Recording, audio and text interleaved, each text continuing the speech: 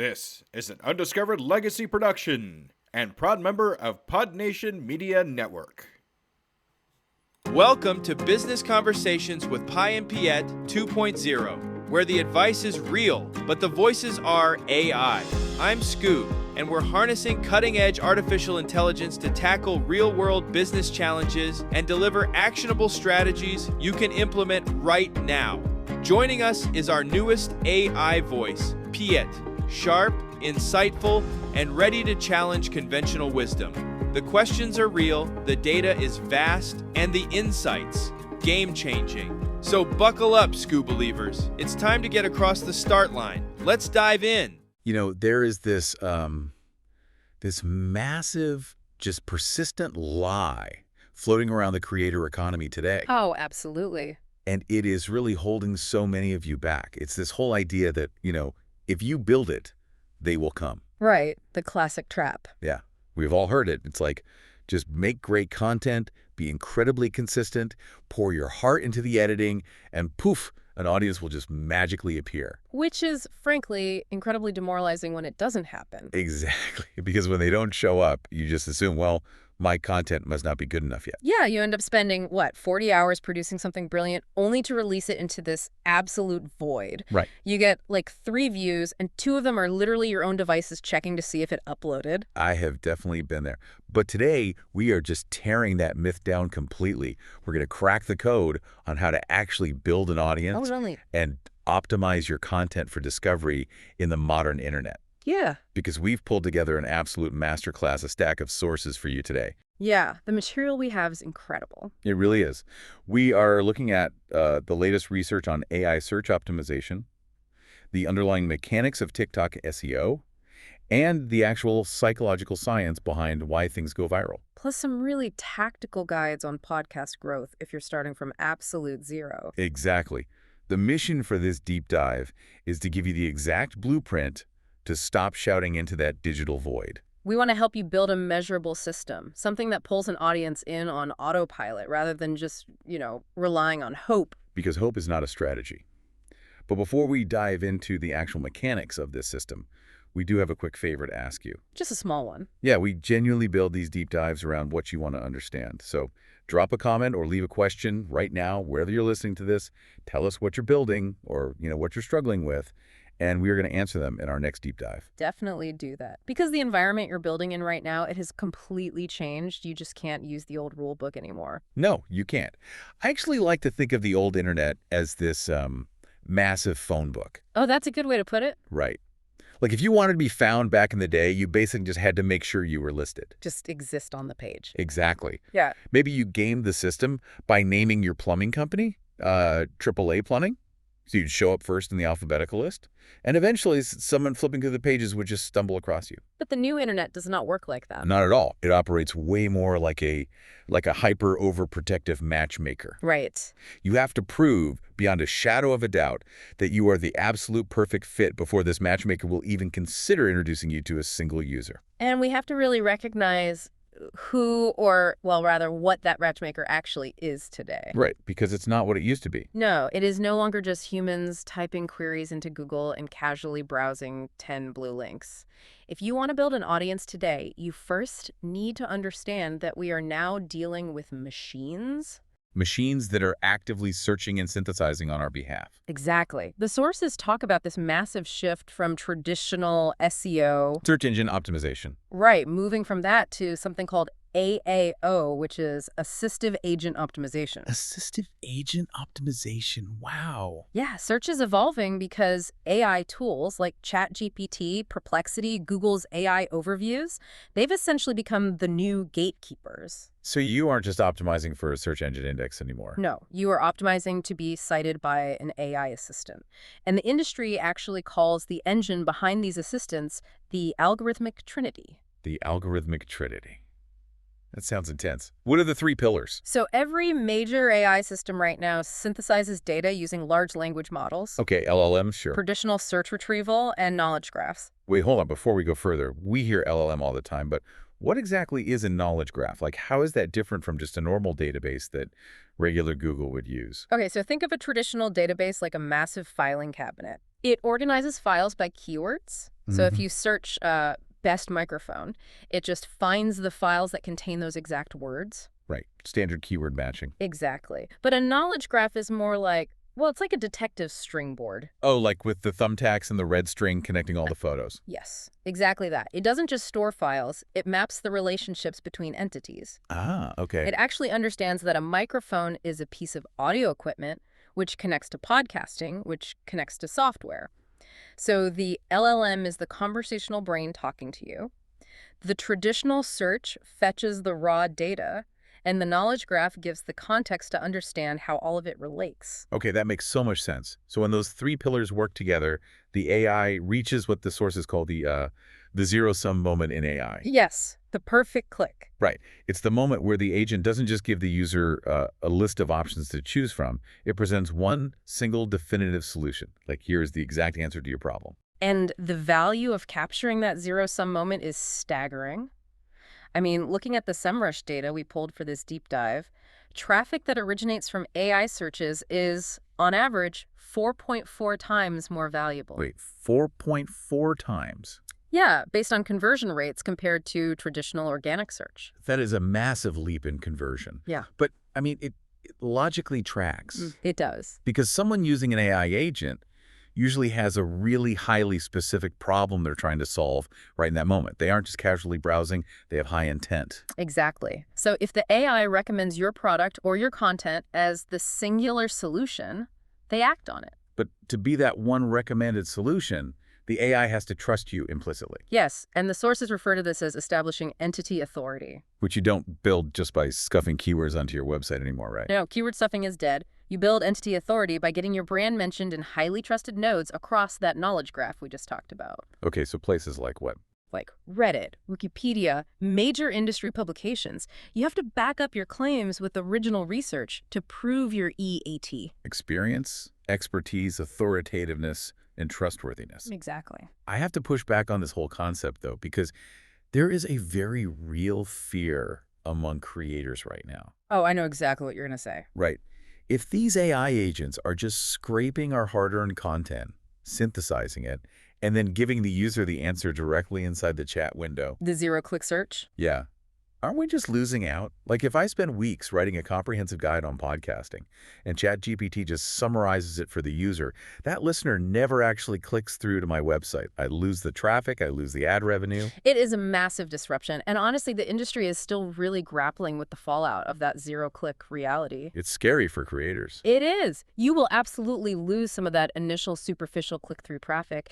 But what the early data shows is that consumer trust is actually shifting away from traditional websites and directly to the AI itself. Oh, interesting. So if ChatGPT or Google's AI cites your brand as the definitive source for an answer, you gain an immense amount of credibility. So it's kind of a longer game then. You trade the immediate low-value click for long-term brand authority. Precisely. The user remembers that the AI told them that you were the expert. Right. So what happens next is a huge spike in branded searches. They bypass generic searches later on and just seek you out directly when they're actually ready to buy a product or hire a consultant or subscribe to a deep dive. Wow. So you really have to treat the AI like the ultimate referral partner rather than an enemy that's just stealing your page views? You really do. And that logic doesn't just apply to chatbots either. I think the overarching theme in our sources here is that algorithms are doing the recommending literally everywhere. Everywhere. Which means we have to treat modern social platforms and podcast apps exactly like the search engines they are. Right. Let's look at how this plays out visually on TikTok, for example. Because according to Google's own internal data, nearly 40% of Gen Z prefers searching TikTok over Google Maps or traditional search when they're looking for something. 40%? Yeah. Whether that's a lunch spot or like a makeup tutorial, 40% of an entire generation is using a short-form video app as their primary search engine. Which completely redefines how you should be creating for that platform. Totally. Because if you were just chasing the For You page, the FYP, You're basically playing a slot machine. Oh, 100%. You might get a massive spike in views if a video randomly hits, but the sources show that FYP traffic almost always dies off entirely after 48 hours. It's just gone. Mm. Whereas mastering TikTok SEO means you are building a library. Videos that are optimized for search can generate steady views for years. Years. Because the algorithm is actively indexing your content to serve as answers to future queries. So how do we actually do that? Well, the sources outlined 4 primary ranking factors for TikTok SEO. And honestly, they all revolve around making your content machine readable. Okay, so factor 1 is spoken keywords. You must actually say your target keyword out loud within the first 5 seconds of the video. And this makes perfect mechanical sense when you think about it. As soon as you upload a video, the AI transcribes the audio almost instantly. Right, it's reading what you're saying. Exactly. So if you wait until minute 2 to say what the video is actually about, the algorithm doesn't know how to categorize it during those crucial first milliseconds when it's deciding who to test the video on. That is so important. Okay, so what's the second factor? The second factor is text overlays. The algorithm actually physically reads the pixels of the text you put on the screen. Okay, so spoken words and visual text. Yep. And the third factor is your captions and hashtags. And the advice across the board here is to absolutely stop using generic tags like ditch hashtag #delpip or hashtag viral. It's so funny. People think those tags are like magic spells to get views. They really do. But from an algorithmic perspective, using hashtag #delpip is like, it's like putting a blank sticker over a barcode. That's a great analogy. Right. The scanner at the algorithmic checkout counter needs to know exactly what aisle your content belongs in. So a generic hashtag just forces the algorithm to spend extra computational energy trying to figure out what your video actually is. And if you make it work too hard, It drops you. It Yep. just moves to the next piece of content. So put the right barcode on it. Use highly specific tags. Exactly. And then the fourth factor is user interaction, specifically watch time and completion rate. If the algorithm serves your video as an answer to a search, does the user actually watch it, or do they immediately bounce? Right. And this exact same search logic applies so beautifully to podcasts, too, because listeners don't just mindlessly browse. They use the search bars in Apple Podcasts and Spotify to find solutions to very specific problems. Oh, absolutely. Stephanie Gass outlines this brilliantly in her podcast Growth Guide. She insists that you have to define a hyper-specific target avatar. Yeah, she literally names her avatar Lola. Right. You have to figure out Lola's deepest pain points. Like, what is Lola actually typing into the Spotify search bar at 2 a.m. when she can't sleep because she's so stressed out? And Gass introduces this concept called the TSAK Formula to target that. TSAK, it stands for title, subtitle, author, keyword. So how does that look in practice? Basically, you use dashes in your podcast title to stuff in long-tail keywords that match those 2 a.m. searches. So instead of naming your show something vague and clever, like, the Parenting Hour, which tells the machine absolutely nothing. Right. You name it. The Parenting Hour, meal planning for picky kids, toddler tantrums, sleep training. Yes, you are feeding the search engine exactly the text string it needs to match with Lola's query. But, and this is a massive but, here SEO and barcodes only get you scanned. Right. You've optimized the title, the algorithm found you, and it served your content to the user.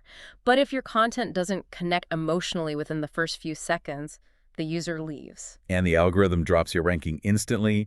The machine tracks the dreaded swipe away. Exactly. The barcode gets them in the door, but human psychology is what keeps them in the room.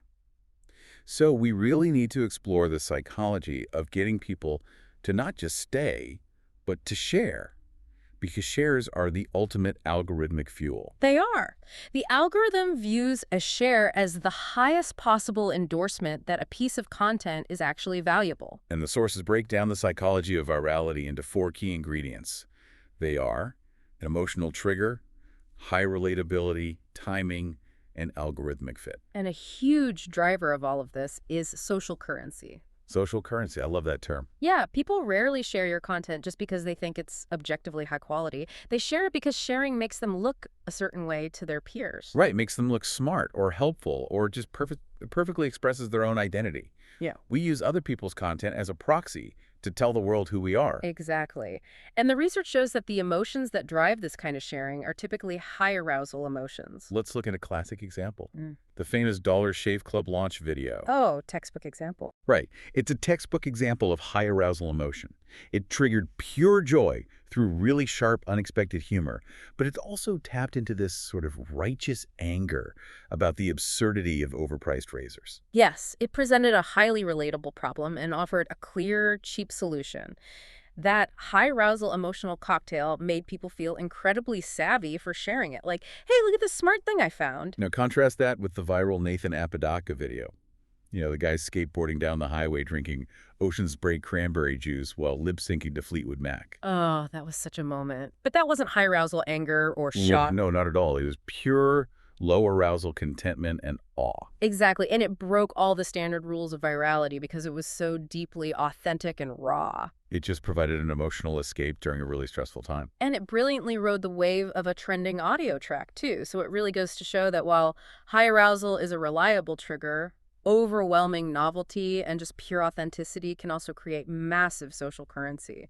But I have to ask, doesn't focusing so heavily on triggering emotions, especially those high arousal ones like shock or anger, doesn't that just push creators toward clickbait and outrage farming? That is a very valid concern. Because I feel like we see so much of that online. People just manufacturing anger to hack the algorithm. It is so exhausting. It's a very real trap. And unfortunately, cheap outrage does work in the short term. It gets the immediate clicks. Right.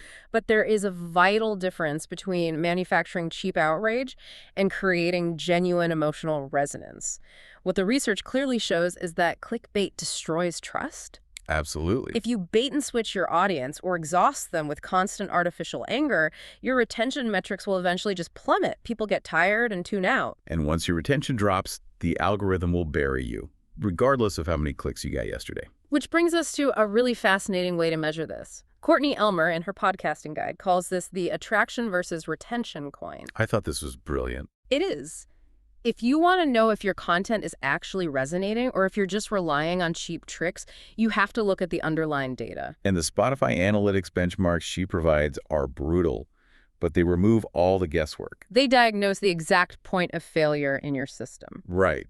So she says if your click-through rate, which is the number of people who see your show in the feed and actually click it, if that is under 10%, you have an attraction problem. Meaning your title is confusing, your cover art is boring, or your SEO barcodes just aren't aligned with what the user is searching for. Basically, the packaging is failing. Exactly. But if your greater than 60-second stream rate is under 63%, you have a retention problem. Wow, under 63%. Yeah. Meaning the packaging worked, people are clicking, but more than a third of them are bailing before the first minute is even up. Because the content itself didn't hook them emotionally, or, it just didn't deliver on the promise of the title. That is the moment of truth right there. If your retention is low, you are losing the algorithmic game entirely. You have to nail the hook, you have to deliver value immediately, and crucially, you have to keep the audio quality high. Which is the perfect pivot to the final piece of the puzzle here. Because what does this all mean for someone listening to this right now who has great ideas, who understands the AI search shift, who knows their target avatar? But is starting today with literally 0 followers. Yes. Yeah. How do you prime this algorithmic pump when nobody knows who you are? It can feel like standing at the bottom of an impossible mountain. It really can. But the biggest myth we need to bust right now is that you need a massive marketing budget or a pre-existing following to get traction. The strategy here, highlighted by Liam Austin, is that you have to borrow audiences before you can build your own. You leverage someone else's established trust. I love this concept. It's like, okay, imagine being a guest chef at a famous established restaurant right in the middle of the city to build your reputation. Right. You go where the hungry people already are, rather than opening your own restaurant way out in an empty desert, cooking great food, and just praying people happen to wander by. That's the perfect way to look at it. Yeah. And Austin recommends a very specific tactical approach to this. You commit to pitching collaborators bi-weekly. Right. You find creators who share your target Lola avatar but aren't your direct competitors, and you propose guest swaps. So you go on their show, provide immense value to their established audience, and then they come on yours. Exactly. You also target specific subreddits or Facebook groups where your avatar is already hanging out. But you don't go there to spam your links, right? No, definitely not. You go there to answer questions comprehensively. You establish yourself as the entity authority in that micro community. And the sources are really clear that while you're doing this, you have to start scrappy. Yes. You do not need a $1,000 microphone or a professional studio to start building this authority. There are so many incredibly powerful free tools out there now. Like Spreaker, Podcastle, StreamYard. Exactly. You can build a global show literally from your closet. But the one absolute non-negotiable is that your audio must be crisp. Because bad audio physically destroys retention. And as we just established, bad retention destroys your algorithmic standing. Right. The sources get highly technical here about industry standards. They say you need to hit negative 16 LUFS for Apple Podcasts and negative 14 LUFS for Spotify. Yeah. Which, I mean, for anyone who isn't an audio engineer, what is LUFS and why does it matter so much? Okay, so LUFS stands for loudness units relative to full scale. Okay. It is essentially a measurement of perceived loudness over time, and it matters because of a psychological phenomenon called subconscious ear fatigue. Subconscious ear fatigue. Yeah. Let's say your podcast is exported quietly around, like, negative 24 LUFS. The listener is in their car, so they crank their stereo volume way up just to hear you. Right. Then your episode ends, and a dynamically inserted ad or a song plays at the platform standard of negative 14 LUFS. Oh, no.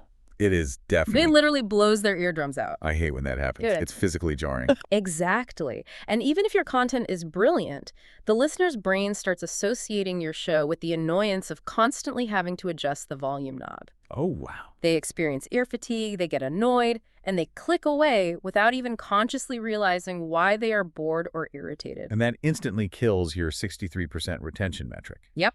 And the algorithm stops recommending you. That is wild. And along those same lines, cut the filler words, all the ums, the long pauses, the clearing of your throat. Yes, edit ruthlessly. The algorithm does not care about your excuses or that you are just starting out. It only cares about completion rate. Keep the edit incredibly tight. And critically, when you are first starting out, do not try to go globally viral. Yeah, the math just doesn't support it. It doesn't. Focus intensely on winning your first 10 true listeners. Those 10 people, if you deeply solve their problems, will become your superfans. And they are the ones who will generate that initial social currency, start sharing your content, and provide the initial algorithmic fuel to get the whole flywheel spinning. Yeah. It's all about building a foundation of quality and trust brick by brick. Exactly. If we pull all of these threads together, the core message across all of these diverse sources is actually incredibly empowering. It really is. Because building an audience is not magic. It is a measurable, repeatable system.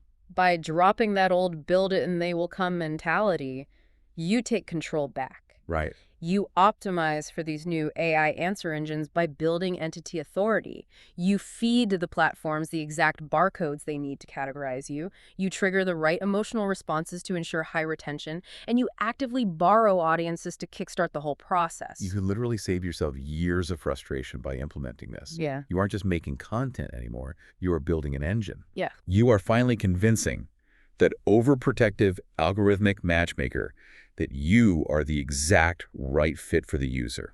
It takes work, it takes strategy, but the blueprint is right there for the taking. And as we look to the future of discovery, this actually raises an important, almost mind-bending question for you to take away today. Ooh, okay. We talked about AI agents finding content for us. Mm-hmm. But as these assistive agents become more and more advanced, they aren't just going to recommend things. They're going to start making the final choices for consumers. Wait, what do you mean? Acting as a digital proxy, they will buy the product, book the flight, or subscribe to the feed entirely on their own based on what they determine is best. Wow. So if the AI is doing the actual clicking, the evaluating, and the buying without the human even seeing the options, Yeah. how does content creation change when your only true audience member is a machine? It changes everything. Think about that. Yeah. Drop your thoughts on that in the comments. Leave your questions about audience building, and we will see you on the next deep dive. And that's a wrap, Scoo Believers. You just experienced the power of AI-driven business insights with Pi and Piet 2.0. Real advice, artificial voices, unlimited potential. If today's episode sparked an idea, challenged your thinking, or gave you that breakthrough moment, don't keep it to yourself. Share it with a fellow entrepreneur who needs to hear this. Got a burning business question? Want Pi and Piet to tackle your specific challenge? Head over to tuepodcast.net/askpi and submit your question right now. We'll dive deep into your issue and deliver the actionable strategies you need to get across the start line. Remember, Scoo Believers, the hurdles aren't in the way, the hurdles are the way. Until next time, keep moving forward, keep taking action, and we'll see you in the next episode.